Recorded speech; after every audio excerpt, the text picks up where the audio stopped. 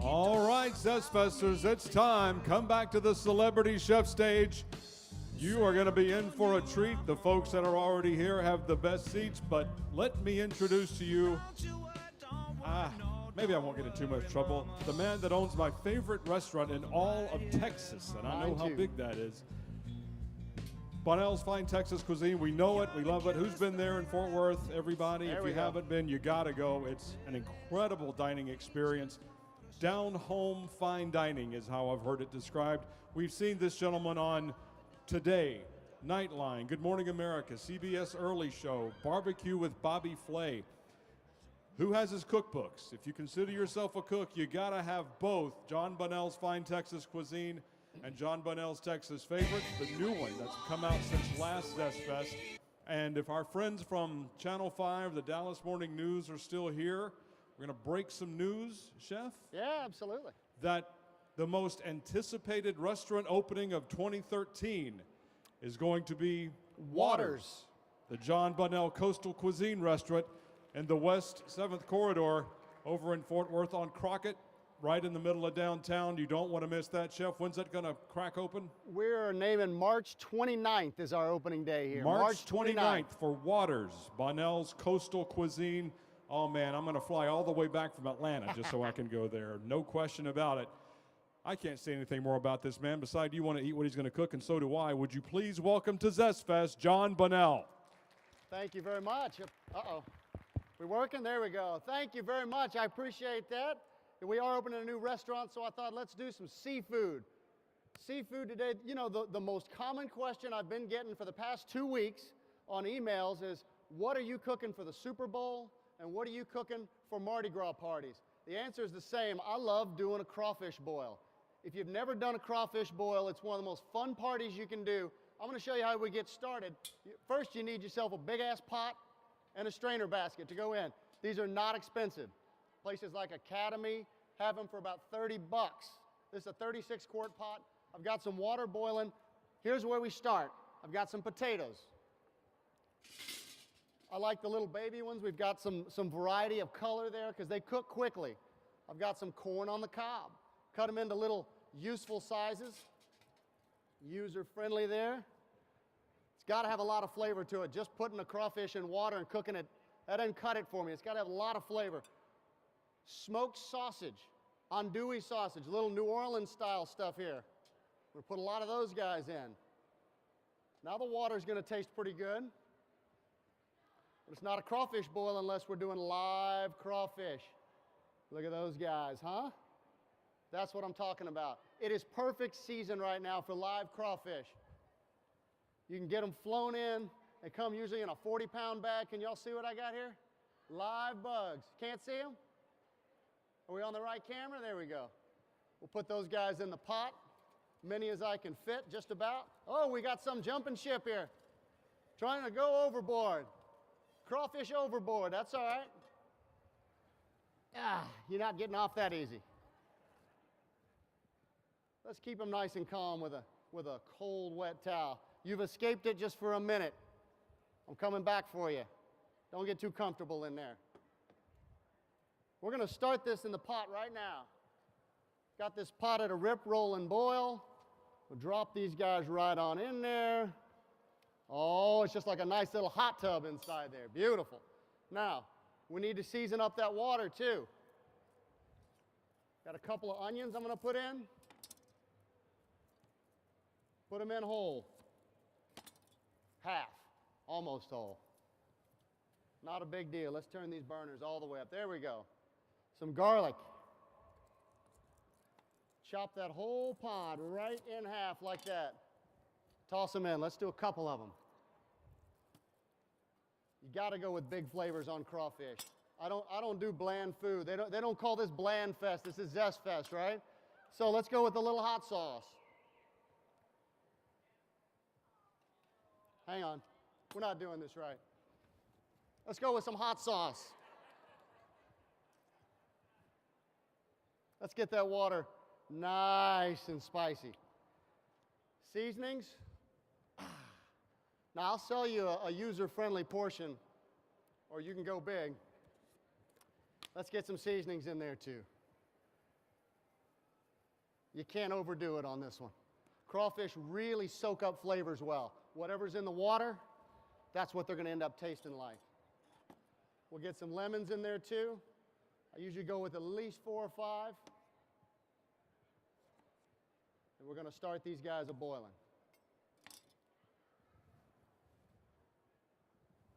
Give it one big stir with the biggest spoon you got. Make sure everybody's down in there. Make sure our seasonings are getting wet too. There we go. Now we're talking. Let's get this guy back to a boil as fast as we can. Now, once we've got that on, hot as I can get that burner going, now is when I set my timer for 6 minutes. There we go. The technologically advanced chef, right? So 6 minutes, you'll know when it goes off. The microphone's right next to it. While that's going, one of the more important ingredients here, cold beer, greatest bottle opener ever. All right. I typically will say this is about a 3 to 4 beer recipe, but it just depends on how fast you like them. Make sure they're ice cold. Now we're talking. I'll tell you, one of my favorite things about a crawfish boil is that it's a very social kind of a way to eat. You don't just put a few crawfish on a plate and garnish it and scream bam and throw spices on it and serve it on a little plate. This is something you serve to a crowd. You all stand around the table. At the end, I'm going to show you what we do here. We're going to lay out newspaper. We do a crawfish boil once a year for an employee party. We'll have 80 people standing around 2 big long tables. We'll take 3 whole newspapers. Being from Fort Worth, we typically use the Dallas Morning News for this one. Well, we lay out newspapers all the way across the table, at least 4 or 5 pages thick. And then when this is done, you take that pot and just pour out a huge pile all the way across. And everybody stands around, plenty of cold beer, trash cans all the way around. You got potatoes, sausage, corn, the crawfish, everything. Now, did you notice I missed something here? Anybody wonder what I'm going to do with these? Can you see what we got? Got a big old pot of shrimp. I like shrimp and crawfish together. I think they work well in a big old boil. The only problem is crawfish takes about 12 to 15 minutes to cook, and shrimp cooks in about 5 or 6 minutes. That's why I set that timer. We'll get these crawfish started. As soon as they get up to a good level, and they're almost there, then we'll put the shrimp on top, let them cook at the end for a little bit, and we'll dump them all out together. Well, that just makes a day worth living right there. With the weather we've been having too, isn't it great? I'll tell you what, I'm glad you mentioned the cookbook. I appreciate you throwing shameless plugs at me like that. We've had one cookbook out for about 3 years. I appreciate everybody who's been buying these over the last few years. But the number one comment I got was, is that the same book you had last year? The good news is this year we got a new one. The new book is called Jon Bonnell's Texas Favorites. The first book had a lot of stuff we do at the restaurant. A little more complex, a little bit fancy, still Texas ingredients, but some of the stuff that we're known for in a fine dining restaurant. The new book we decided to do for the home cook. I've got a chapter on Tex-Mex basics, how to make the right salsas, guacamoles, King Ranch casserole from scratch, all kinds of fun stuff on the Tex-Mex side. Then I've got a chapter on outdoor cooking, if you want to know how to make the perfect, easy Texas brisket, ribs, pulled pork, all kinds of fun ways to use your smoker. We've got that in there as well. A chapter for all you hunters and fishermen out there, what to do with all that stuff in your freezer. We're in the middle of hunting season right now. It's always fishing season, but if you're wondering what to do with all that frozen stuff you've got, whole chapter on that for you. A chapter on tailgating ideas. Lots of fun stuff. So if you're interested in cookbooks, afterwards I've got a booth over here. I'll be happy to sign them for you. Not a problem. And we've also got our spices. We introduced these to the market just last year. I give away every recipe I've got, including our spice blends. I'll tell you exactly what's in all of them. They're in the cookbooks, but sometimes it's easier, rather than blending your own spice and buying everything separately, to just buy them already blended. So we do that too. We call them Texas Red Dirt Rub. I've got a Creole blend, a Southwestern blend, and a barbecue blend. The barbecue blend we use for things like brisket and ribs and smoking outdoors. It's got a little more brown sugar to it. The Creole blend is something I use on everything. I mean, I'm buying the Creole blend in this. We have it custom blended for us. We put that on everything from fish to chops to steak to chicken. It works as a great all-purpose seasoning. It's got some heat to it, enough to be fun, enough to keep it exciting, but not enough to hurt anybody. My kids will use a little bit of that. It's not that big a deal. It's got enough heat to be, to be zesty, tangy, fun, but not over the top. You're not going to hurt anybody. Maybe you just sweat a little bit extra when you're eating on that one. The Southwestern blend's got a little more heat to it. Our Southwestern blend has got a little more cumin and coriander. It's more of a Tex-Mex feel, and that's one I like to use on things like carne asada, in tortilla soup, Mexican casseroles, that sort of thing. So we have Southwestern for our Tex-Mex, Creole for almost everything. I mean, I'm about putting it on cereal right now. And barbecue for our outdoor smoking ideas with a little extra brown sugar. But I mentioned I give all the recipes away. If you want to buy pre-done spices, maybe it's easier, that's great. I'm happy to sell them to you. If you just want the recipes, I don't keep any secrets, and they're all free. You can send me an email at our website, and I'll send you any recipe I've ever cooked, anything you've ever seen on TV, whether it's in a cookbook, on a menu, or not. So that's kind of a fun one. It's bonnellstexas.com is our website right now. You can ask for any recipe you can imagine, and I just send it back to you in Word format if you want them. That's been one of my favorite things to do, is get a nice relationship with our customers, more than just here's your bill, If it's a question that I can't answer, if you just want a cooking tip and it's not something I can answer very easily on email, then we have a YouTube channel. For example, somebody asked me, how do I keep the crab cakes from falling apart? They tend to separate on me. So we just grab a quick little video off the iPhone, and I say, thanks for that question. Here's how we do it. Oh, speaking of the iPhone, you hear that? That's my timer. That means it's time to get some shrimp in here. Oh man, these are looking good. These bugs are starting to turn red. That's what I'm looking for. Once they all start to turn red, that is the magic sign. And on top of that, we're going to add in these shrimp. We'll add about half of these on top of here. Don't worry, I'll make 2 batches. I see a lot of people counting shrimp, counting heads, trying to do the math, looking kind of worried out there. Don't worry. I'm going to make this batch, and then while you guys are sampling, I'll make a whole nother batch right afterwards. Oh, man, this one's going to be fun. All right, we'll keep this turned on high. There we go. We'll cover 2 burners with it. Get it as hot as we can. Now we're talking. So again, the key to a good crawfish boil is to add all your stuff at the right time. Your potatoes need to cook, if you get the little bitty guys, about the same as your crawfish. If you buy a bigger potato, cut them into smaller pieces. Or you could cook your potatoes for 30 minutes, then add your crawfish. The sausage and the corn, about the same as the crawfish. The onions and garlic are just for flavor. Lemons I like to add while they're cooking. Once the pile is finished, I usually sprinkle some extra seasonings, squeeze some more lemons on top. You can't have too much lemon with seafood, right? I mean, that's just a classic. Lemon, a little extra spice. Typically, the way we'll organize one of these socially, when it's time to stand around and eat, is have your pot ready, dump it out, napkins, like rolls of paper towels or stacks of napkins this high, wet wipe, the little handy wipe, towelettes all over the table, trash cans all the way around, plenty of cold beer at strategic stations. Anybody having crawfish that's not within a few paces of a cold beer, that could be a possible conflict. We don't want to start anything. And then you want these guys spread all the way across the table. Little extra things of hot sauce, few extra things of lemons. That's how we throw a crawfish boil kind of party. Let me see how we're doing in here. Keep a peek on it. All right. I'm going to set the timer one more time. Another few minutes. And this is usually the part where we open it up for questions from the audience. I see a lot of people wondering what we're doing or how this works. Anybody got a question for Chef Jon Bonnell? Are you just hungry? There's one. I'll vote for just hungry. Yes, sir. Chef, I was wondering, could you just not drop the corn and then bring it back to a boil and then? The corn? Yeah. We just took long ears of corn and cut it into smaller pieces.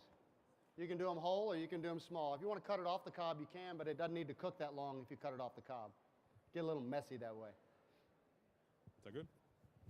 We're good? Anybody else? Can you do it without the corn? Yeah, if you don't like corn, you can do it without it, sure. You can add anything you want in there. What's some other stuff, Chef, that you didn't put in this crab boil that you've heard of other lesser chefs putting in? I heard of lesser chefs. Well, shrimp is kind of one that I like to add just for fun. Shrimp and crawfish, the season on them is real similar. They both go together. Most people do just a crawfish boil, but typically somebody will buy like liquid crab boil or buy a little pouch of seasoning. I always think the flavors on those are just fine. There's just never enough of it. Typically, if you get a little pouch of crab boil and you put it in the pot, it's just pretty weak. It's just kind of wimpy. It smells okay, but there's not enough flavor there to matter. So I typically will start with a seasoning blend that you can buy in a pretty good sized jar. If I'm doing a pot this big, I've got about 10 pounds of crawfish in there. I'm going to use about 3 jars of this.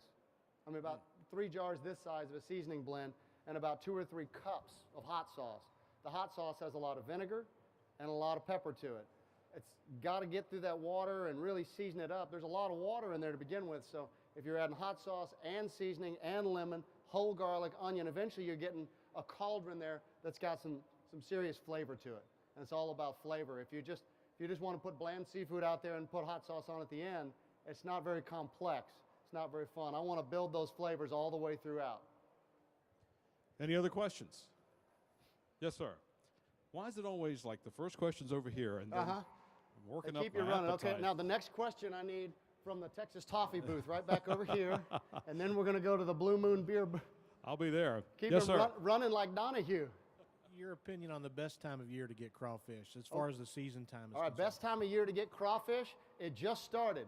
If you think about Mardi Gras is always based on Easter, which is real early this year, but start with Easter. That's March, end of March, the last Sunday. Back up, you got Mardi Gras. Usually about a month before Mardi Gras is when your crawfish start. So I tend to start thinking about crawfish as soon as holidays are done. Right after Christmas, I started thinking, okay, now it's New Year's and crawfish are coming. When the water's cool, January, February, it's just getting started. The very best crawfish start coming at the end of January, middle of February. A lot of guys will sort them out for you. You can either get the least expensive, you get all the sizes. The most expensive, they'll hand select the big jumbo guys out.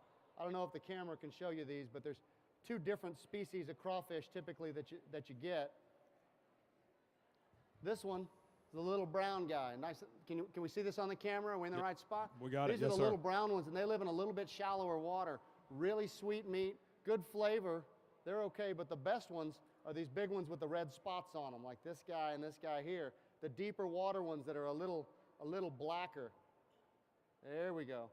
But if you want, they live in the same waters. They come out of the same traps. They got those big red spots, and there's more meat in those tails. But if you want just those, you're going to pay more money.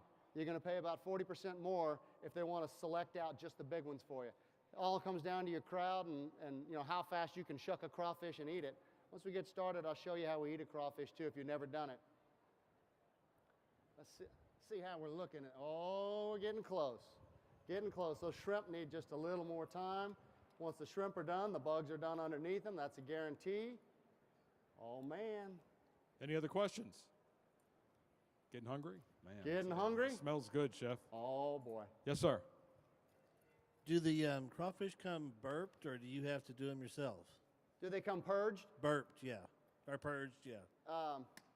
Typically, crawfish do not come purged. What he's talking about is when you first catch a crawfish, there's, just like shrimp, they have that vein down the middle.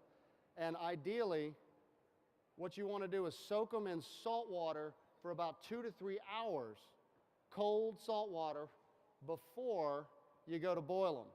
That gets rid of that vein.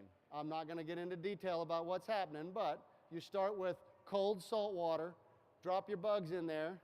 A few hours later, when you pull them out, that water's not so clear anymore. The water's kind of black. That helps purge your crawfish, gives you a much cleaner, less muddy flavor at the end. It works really well. It's not required, but it certainly helps. A little salt in the water helps purge them. They do not come pre-purged. The reason is, once you purge them, they're not going to live as long. They need to come live. They need to go in the water live. You can't take a dead crawfish and make him taste any good. He needs to be cooked while he's alive. They have a very simple nervous system. They're like a little mini lobster. As soon as they hit that hot water, within a few seconds, it's over. Raise your hand if you wondered what burping and purging meant. I had no idea what that was. Thank you, Chef. Learn something You new knew every what year. purging was? I did not. No, I know what the word means. I didn't know how you purged a crawfish. How you purge a mud bug. That's right. Crawfish, mud bugs, crawdaddies, all the same thing. There's the title for your next book. There we go. Well, the next, you hear that timer?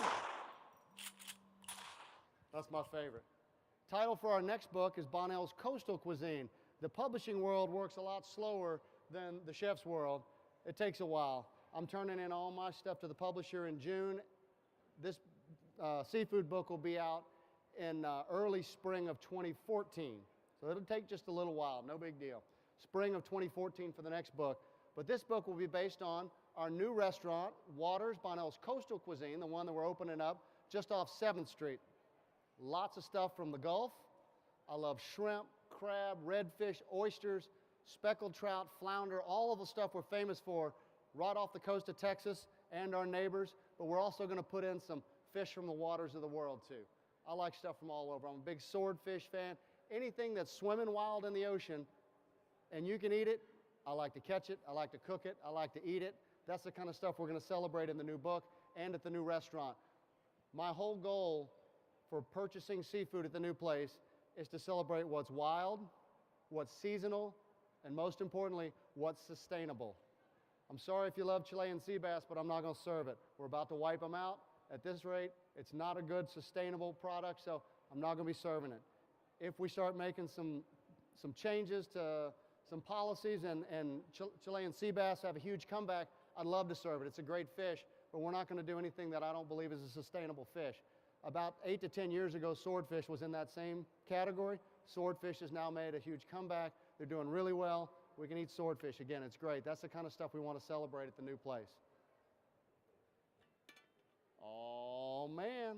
About time to dump these guys out. I'm going to give it about a minute or two. I got room for a couple more questions, just a little bit of time here. Anybody got anything you want to ask the chef? God, I don't know if can you guys smell that out there? Maybe man. it's because I'm standing up close, but You're going to smell this for the entire duration of ZestFest, all believe weekend that. long. awesome. Anything else? That's a good question. What's that? Why am I still on one beer? I'm sorry, I've been talking too much. That's a rhetorical question. His question was digital versions of your cookbook for Kindle, for Yes. tablets. They're all on Kindle. We don't have an iPhone version, just the iBooks version, but they're available on Amazon Kindle for less than the cover price. Good question. You bet. Anything else? You guys have knocked it out of the park question-wise. None of this. How do we get to the restaurant That's stuff it. that we used to get? Now, how many people are sitting down just because they're the only chairs in the whole place and you ate so much hot stuff that you need to sit down and sweat it out? There's a few, right? We are going to sample what's in here. I can't sample out what's in here. Those are for me. All right. Let's grab a couple of these newspaper-lined trays. Here comes the fun part. For those of you that are going to be here all weekend, coming back tomorrow, hopefully Sunday, these tables up here will be our sampling station. Whenever we have a celebrity chef on our Moore's Marinade Celebrity towel Chef right here. stage, you can sample everything they cook right over here on these black draped tables, just like you're about to do with this incredible crawfish boil that you're about to sample from Chef Bonnell. The big pot. Here we go. That's what I'm talking about. If you forgot to put that strainer basket in there, I don't know what to tell you. You're in for a mess. Oh, baby. Drain off as much of the water as you can. And then we start pouring them out. Woo! I don't have to go to the spa this week.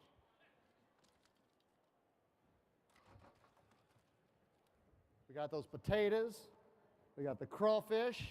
You got corn, smoked sausage, a little bit of everything in there. How fun is that? Chef, how about our crawfish lesson? All right. Now, how to eat a crawfish. First of all, you let them cool down just a little bit. Can you guys see where I am right here? Okay, how to eat a crawfish.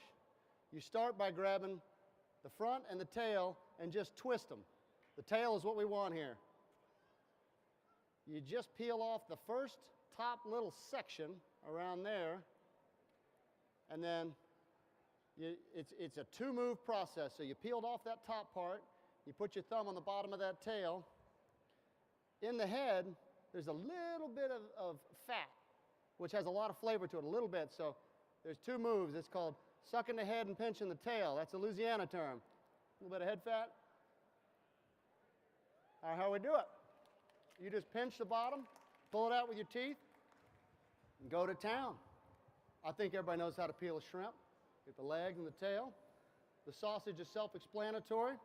Go after the corn. These potatoes may be a little bit on the underdone side, but they've still got a lot of flavor to them. We're going to bring them down here. The only thing I'll warn you is, like almost everything else here, it's hot. One more time, how about a big hand for Chef Jon Bonnell? Thank you. Waters, Jon Bonnell's Coastal Cuisine will open at the end of March in the West 7th Corridor of Fort Worth. Sampling is available at our sampling station. Don't be shy. We're in Texas. Come on. And Eddie Dean is cooking ribs. If you need to hear more than that, I feel for you, but at 6 o'clock on this stage, you'll be able to sample them and hear some of the wisdom from the part-time cook, full-time philosopher Eddie Dean. That's at 6 o'clock here at the Celebrity Chef stage Fun stuff. from Moore's Marinade. Spread them all out there. There we go. I'm going to make one more batch up there, too.